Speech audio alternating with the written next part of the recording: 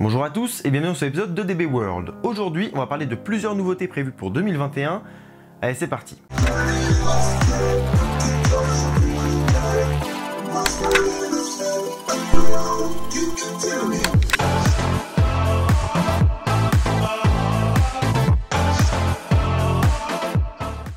Avant de commencer, sachez que j'ai pour habitude de faire une vidéo par nouveauté.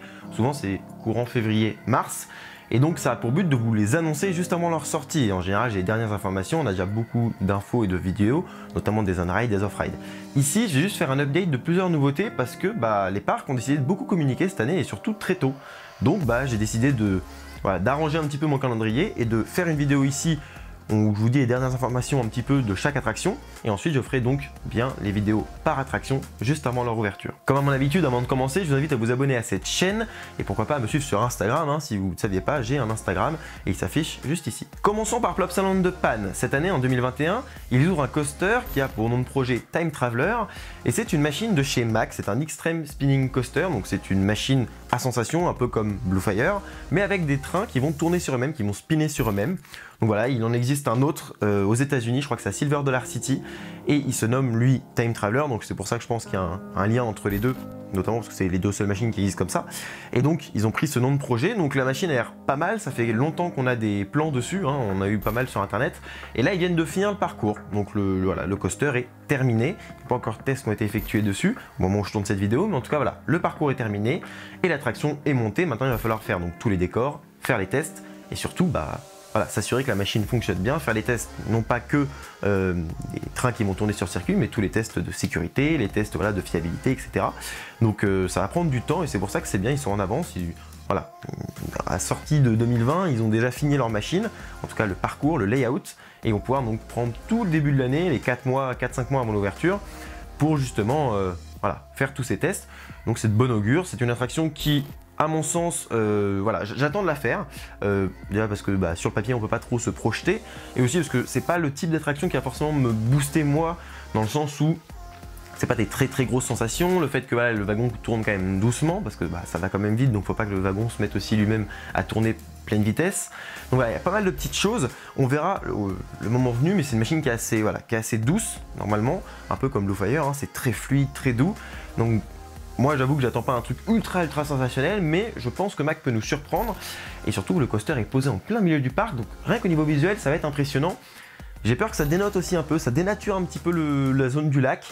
Voilà, après c'est encore une fois on verra sur place. On sait que de toute manière ça intéresse, un coaster comme ça c'est beau. On le sait, un coaster se suffit un peu à lui-même, ils ont choisi de très belles couleurs en plus. Donc on verra, et voilà, on en reparlera un peu plus en détail dans la vidéo dédiée, où je parlerai vraiment de tout le projet, et de toute la construction, etc. Enfin de toute l'attraction en fait. Mais ça, ce sera vers courant février-mars. Si vous avez suivi depuis le début de la vidéo, je remets un petit piqûre de rappel, mais c'est bien de le préciser. En deuxième nouveauté dont je vais parler aujourd'hui, il s'agit de celle de Nigloland, qui ouvrira cette année en 2021 une attraction nommée Krampus Expedition. Alors, juste sur le nom Krampus Expedition, ça vient donc d'une légende, d'un mythe, où il y a un monstre, le Krampus, et donc ils vont orienter toute leur storyline autour de ça. Voilà, c'est un peu la base du truc. Je reviendrai évidemment plus en détail plus tard dans les prochaines vidéos, mais ici on va s'arrêter là pour la storyline. À savoir qu'ils ont fait donc toute une espèce de teaser donc en communication sur Instagram. Au début, donc c'était un peu flou, on avait des petites séquences qui étaient mises sur Instagram, donc on comprenait pas trop, on essayait un peu de déchiffrer la storyline, et d'un coup en fait ils ont mis directement un mini court-métrage à la fin de 6 minutes qui est franchement intéressant, et je vous invite à aller le voir, je mets tout en description. De toute façon, toutes les vidéos dont je vais parler aujourd'hui, tout ce que je vais vous montrer sera en description pour que vous puissiez faire de recherche vous-même, peut-être approfondir sur certaines constructions.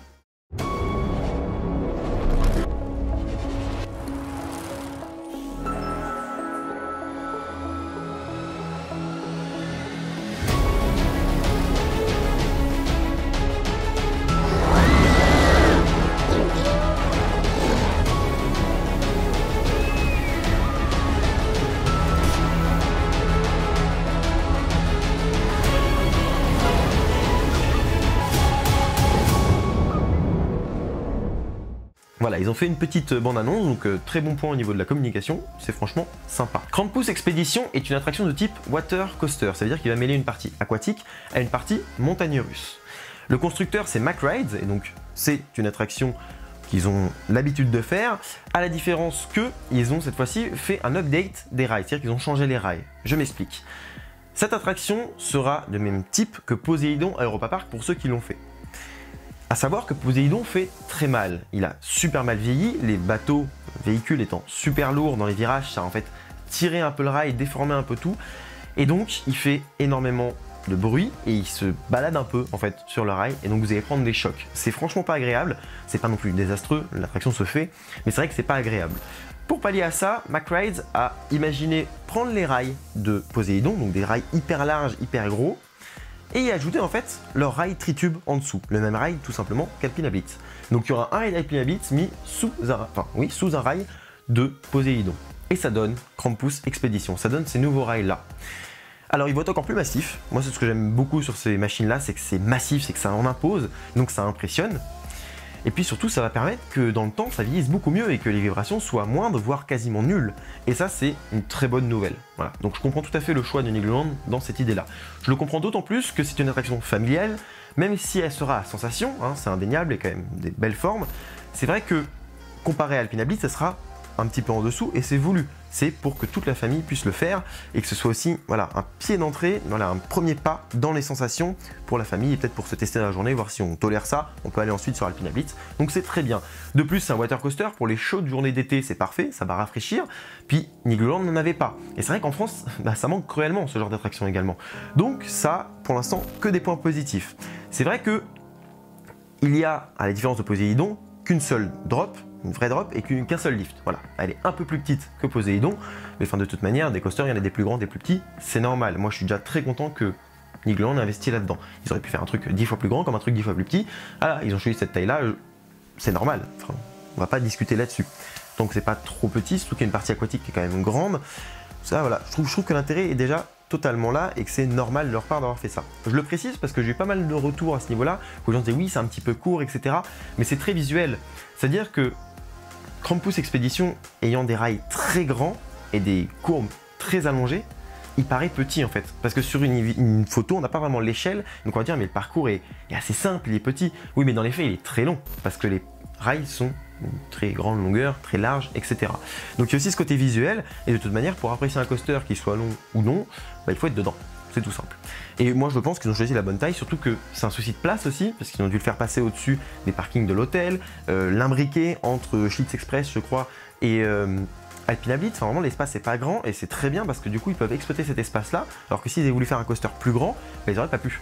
Donc c'est aussi un choix judicieux de leur part d'exploiter le maximum d'espace dans leur parc et se préserver encore d'autres espaces pour pouvoir à l'avenir faire d'autres attractions, des montagnes russes, pourquoi pas, on verra.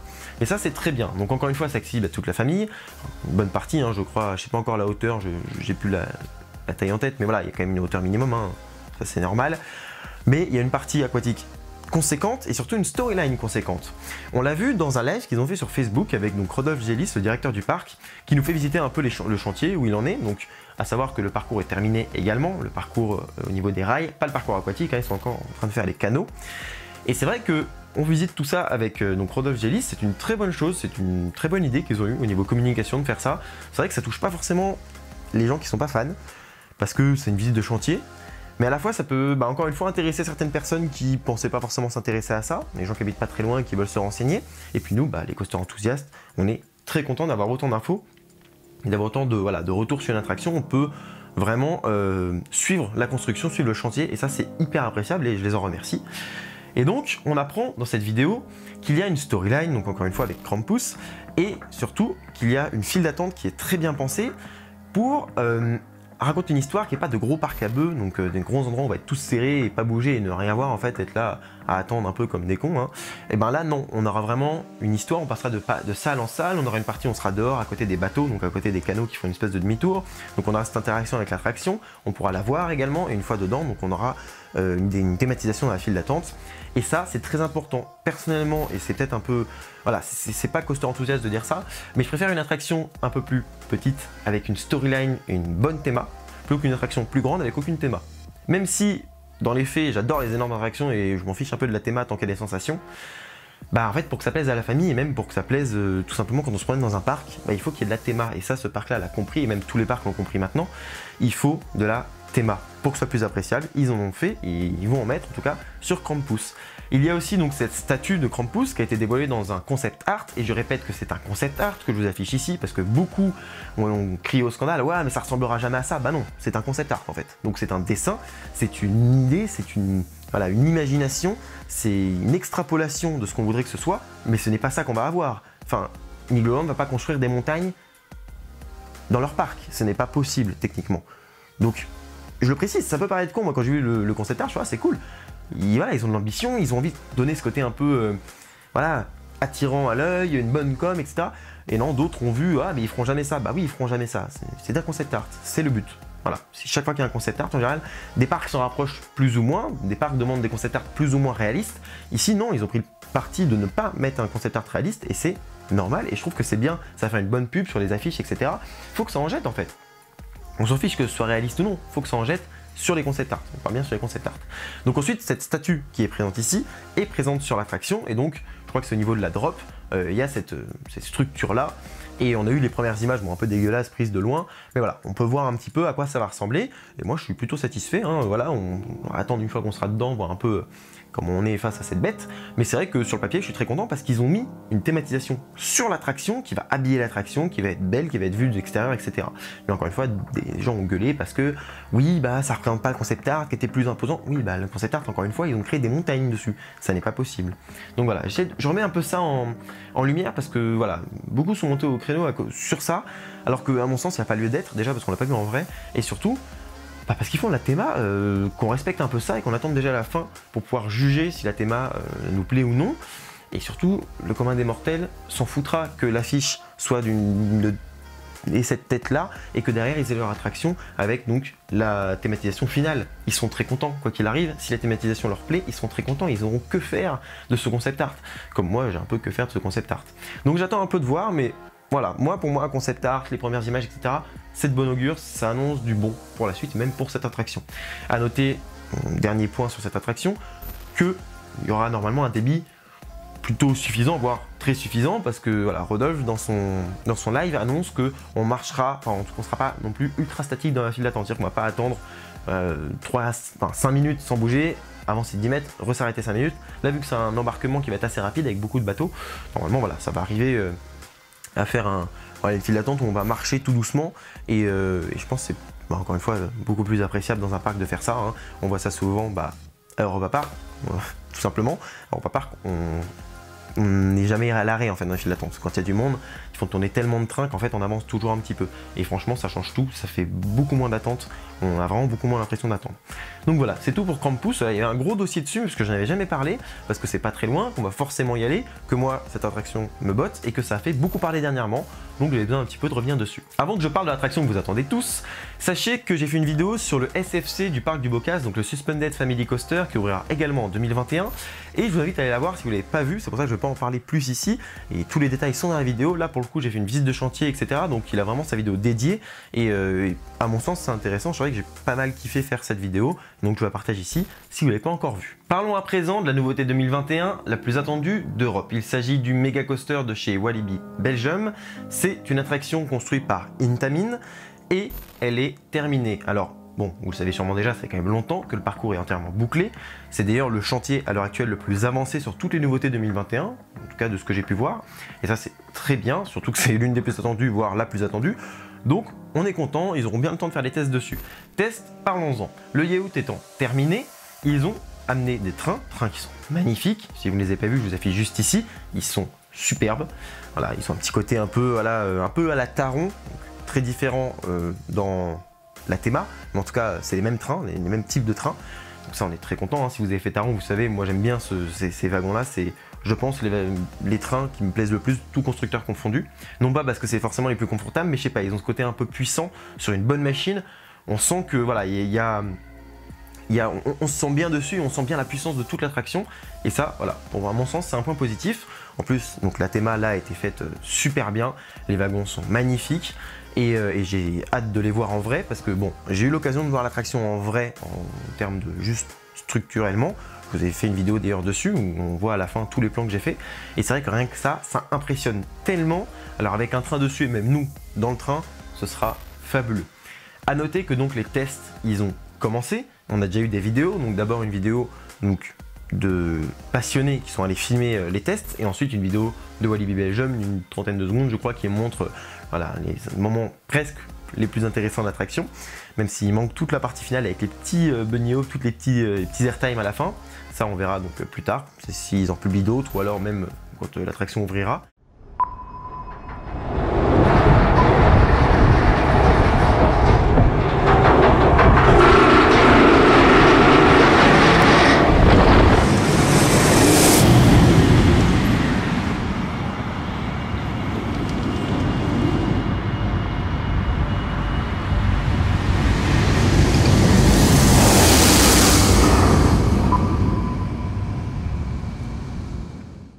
En tout cas, ils sont sévèrement en avance. Ils ont fini le parcours, ils s'attaquent à la théma qui est déjà extrêmement avancée. Si vous suivez un petit peu, vous avez sûrement vu que toute la gare avait été quasiment finie à l'extérieur, il y a un restaurant à côté, tout va être fait, ils amènent des structures dans tous les sens, la théma va être vraiment très poussée. Franchement, je pensais pas qu'elle allait être à ce point-là poussée, et au fur et à mesure que je vois les photos apparaître sur Facebook, etc., je me dis ah ouais, non, vraiment, ils sont en train de mettre le paquet, et ça va être impressionnant déjà juste de se trouver dans cette zone et devant cette attraction. Alors je vous parle même pas quand on sera dedans. A savoir que l'attraction se nomme Conda. Voilà. Vous le savez, je pense que vous avez déjà vu passer, mais au cas où je le précise ici, personnellement j'aime beaucoup ce nom parce que c'est assez court, c'est assez précis, ça évoque rien en fait. Quand on dit comme ça Conda, ça n'évoque rien, et donc ça donne une vraie identité à l'attraction. Elle aura son propre nom, et quand l'attraction sera renommée, quand on saura que c'est une bombe à faire, si c'est le cas, mais bon je l'espère, normalement sur le papier ça devrait être ça, et ben on dira Conda, et tout le monde dans le monde des parcs comprendra qu'on parle de cette attraction là.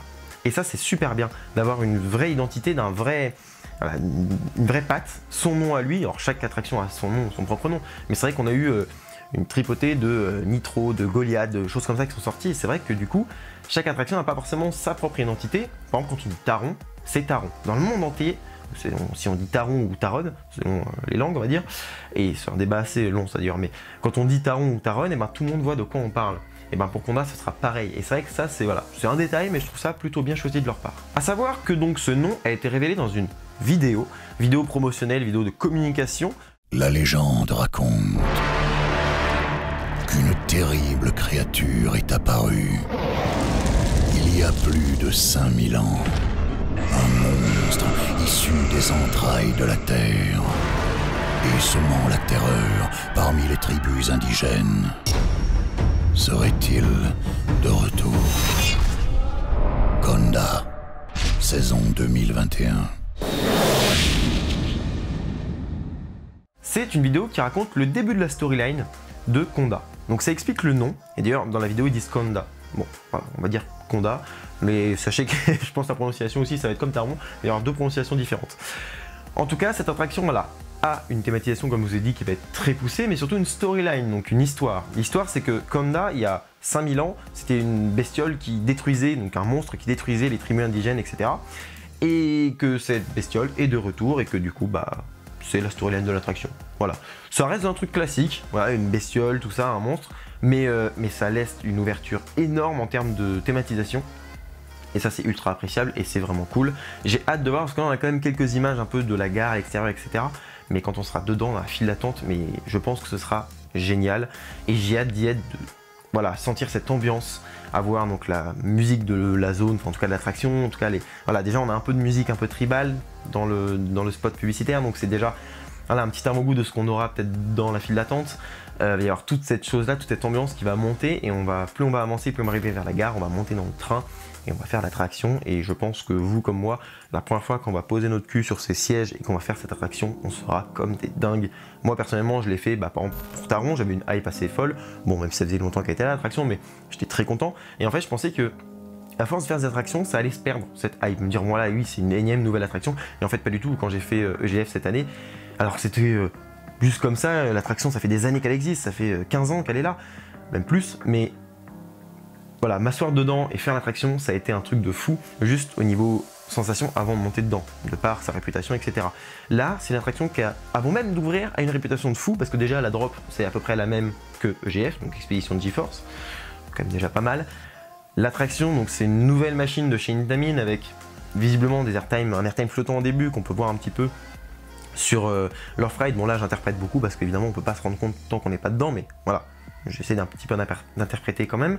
Donc on voit qu'il y aura sûrement un airtime flottant au début. Il y a cette espèce d'inverted cobra roll, non-inverted cobra roll plutôt, qui a où le train arrive vraiment pleine balle dedans, ralentit, sommet et rechute, et ensuite va enchaîner toute cette partie avec les petits boss, les petits virages sur le côté. Il y a cette espèce de boss avec éjecteur sur le côté aussi au début. Enfin vraiment c'est impressionnant.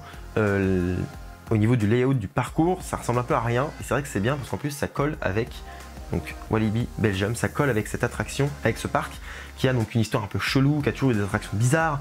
On peut parler, je sais pas moi, du téléphérique coaster, que j'ai fait une vidéo dessus si ça vous intéresse. On peut parler un peu de toutes les attractions un peu cheloues qu'ils ont eu. Pulsar qui est quand même assez différente des autres, le Psyche qui est une attraction qui maintenant se perd et qui n'existe plus trop, et voilà, tout ça c'est un parc qui est assez atypique dans ses attractions et qui va le rester, même s'ils ont un méga coaster qui est somme toute entre guillemets classique dans la mesure où c'est un méga coaster, ça n'en reste pas moins un méga coaster complexe et différent des autres et surtout de nouvelle génération, bref. Donc je pense quand on le fera pour la première fois ce sera un truc de fou parce qu'il y aura cette hype de la nouvelle attraction, il y aura cette hype du voilà, de qu'est-ce qu'on va découvrir, qu'est-ce qu'on a comme nouvelle sensation, parce que oui, qui dit nouvelle attraction avec nouvelle technologie, dit nouvelle sensation. Le non-inverted Cobra Roll, on ne sait pas ce que ça va faire. Donc il y a tout ça, on va devoir tout découvrir et ça va être, je pense, fou. Alors vous voyez, j'ai une hype monstrueuse pour cette attraction. De toute manière, j'ai une hype monstrueuse pour 2021. Même si je pense que le Covid risque de nous gâcher un peu la fête, et bah voilà, faut s'adapter. Je pense qu'entre l'écoute des prochains confinements qu'on aura éventuellement, on pourra faire des parcs et on pourra donc profiter de ces attractions. Et 2021 est une année, encore une fois, extrêmement riche. Je pense qu'en Europe, on a rarement eu autant de nouveautés intéressantes qui ouvrent. On a un water coaster en France, on a un Suspended Family Coaster de chez Vekoma, également nouvelle génération, qui existe déjà donc en Europe, mais qui est tout de même intéressant et qu'on n'a toujours pas en France. Donc pareil, c'est une nouveauté. En plus, c'est un petit parc qui s'en équipe, donc c'est-à-dire que c'est un parc qui veut à l'avenir investir un peu dans les montagnes russes. Donc pareil, ça montre une évolution, ça montre que les parcs ne stagnent pas, que la passion et même que de toute manière la hype envers les parcs, même pour les gens qui ne sont pas passionnés, augmente. On voit également que donc toutes ces nouveautés, regardez celle de Plopsa Land de Pan, c'est une nouveauté qui n'existe pas encore en Europe, il n'y a qu'un seul modèle qui se trouve aux États-Unis. Donc pareil, c'est quand même une exclusivité, c'est quand même hyper intéressant d'avoir ça pas très loin de chez soi. Tout ça mis bout à bout, franchement, on va avoir une année 2021 de folie. Et je pense que je vais m'éclater dans les parcs et je pense que voilà, que Conda restera une des attractions les plus intéressantes.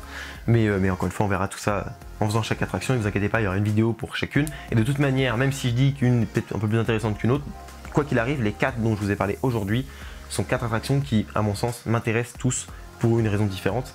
Et voilà, après le cœur de Coaster Enthusiast parle plus pour Conda. Mais voilà, c'est du pareil au même. Toutes les attractions, je suis très content qu'il y en ait autant. Puis il y en a d'autres, il y a Vulcania qui ouvre son attraction, il y a pas mal de petits parcs qui ouvrent leur attraction et ça c'est très bien.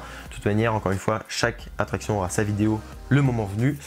Je vous remercie d'avoir suivi cette vidéo jusqu'au bout. Je vous dis à bientôt pour un prochain épisode de DB World ou un DB Talk, pourquoi pas.